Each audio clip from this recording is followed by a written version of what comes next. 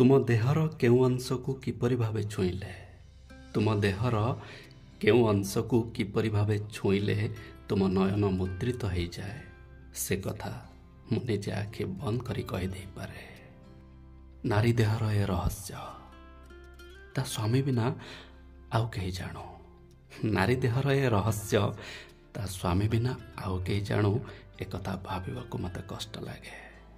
जड़े पुरुष पाखरे निजको अनार्भूत करी जड़े पुरुष पाखरे निजको अनार्भूत करी आउ जन को विवाह कले नारी सती हुए कि सुखी हुए से गहन गहिरे मोर चाष नहीं।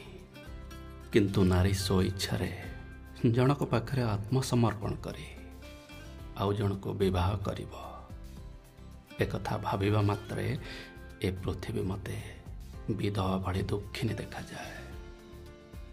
एक कथा भाविबा मात्रे ए पृथ्वी मते विधवा भली दुखिनी देखा जाए।